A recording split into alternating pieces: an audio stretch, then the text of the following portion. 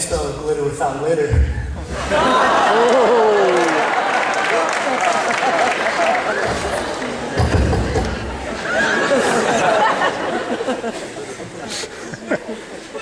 Standing up here before my fellow students, teachers, administrators, friends, family, strangers. No, I'm not supposed to talk to you guys, but God's on the way. I can honestly say that I'm speechless.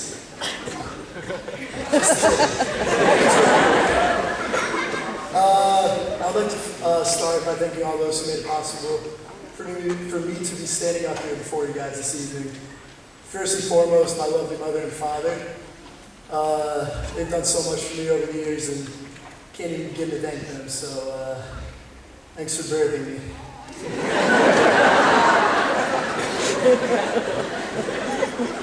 Next, tip the cap to the faculty and administration, Bloomsburg High School.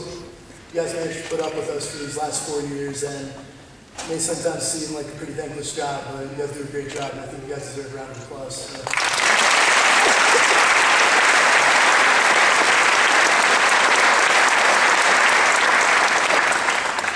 I'd like to thank all my classmates for making my days in the high school a little brighter.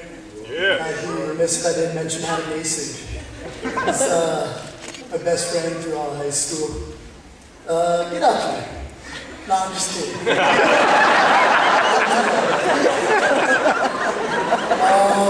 The lunch ladies, thank you for nourishing us.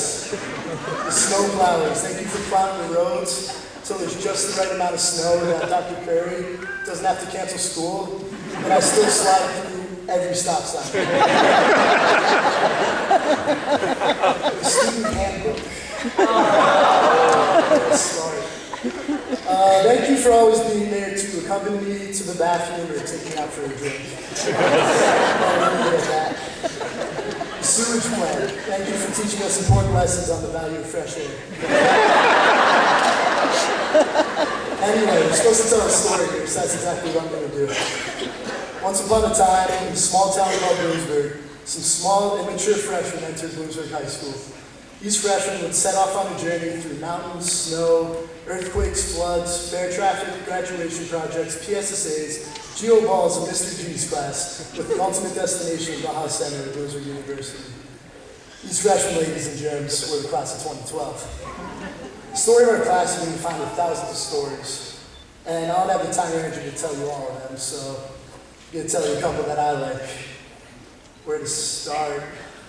Freshman year, Mr. G's class. Remember how I talked about those immature freshmen you enter as? This could pretty much sum that up. We did just about anything you could think of.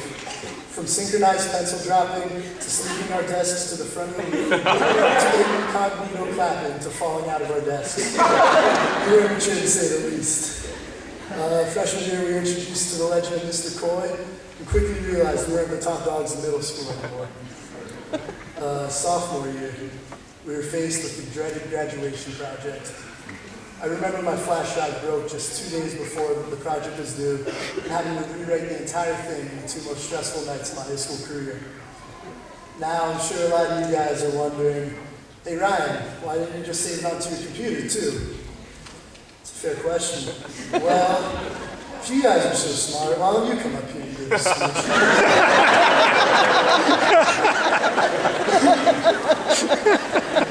Anyway, we're finally upperclassmen the next year. Junior year, time of experimentation. Mr. Davis taught us in Chem Lab how to jumpstart a car, how to make a bomb, and the dangers of tap water. I also learned what happens when you put a Skittle in the microwave. Sorry, Miss Bird, it's true.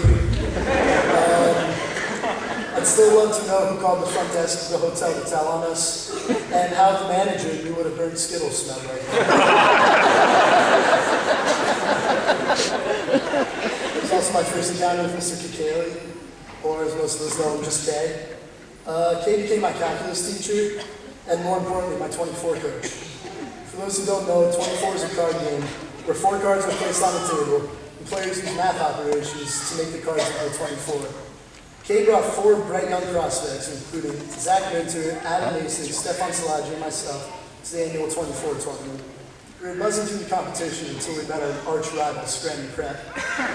We ended up losing to Scranton Prep, but we had hope for bigger things to come. And then senior year arrived. We finally reached the top of the totem pole. Senior year got off to a bit of a shaky start.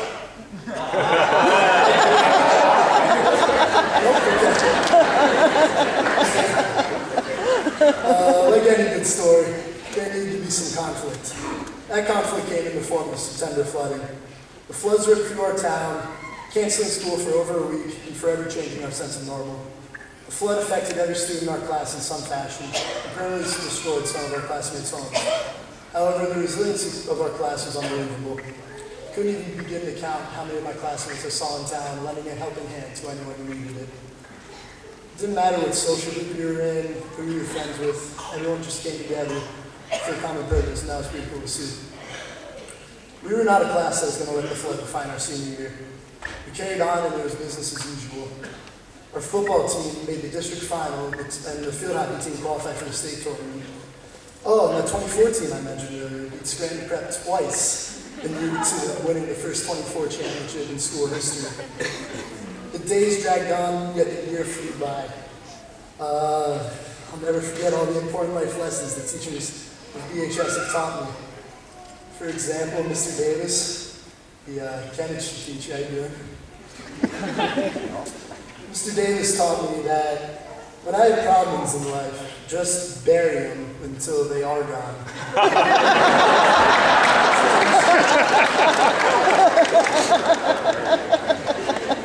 Next, Mr. Perry, my biology teacher.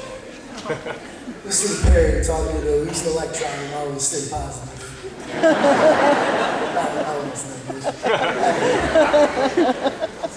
And who could forget Kay? Couldn't even begin to tell you guys all the lessons he's taught me over the years, but I'm sure I'll be able to integrate them into all my future successes. Some calculus humor. So why have I told you all of these stories? What do they tell us? Well, hopefully you guys have seen the way that we've all grown up throughout high school. We came in as young, confused freshmen and are leaving grown up, prepared to face whatever the future has in store for us. We grew up together and became a family. Some of us might not have gotten into our first choice college, missed a big shot at the end of the game, or just be having some difficulties at home. But we all knew we had our friends at school to lean on for support. It's amazing how all those cliches we heard throughout high school were spot on. Those telling us not to wish away our days because they'll be over before we know it were clearly correct, because here we are today. And it seems like just yesterday we were little freshmen wandering through the halls with our schedules in hand, looking for our next class. You guys have all accomplished a great deal just to be sitting here in your caps and gowns. I look out there and see lots of potential and motivation to be successful beyond the high school years. But don't make the mistake of thinking this is the end of the story or even the end of the chapter. It is simply a prelude into a story that is yet to be written. And the best part, you guys are all the authors. The end.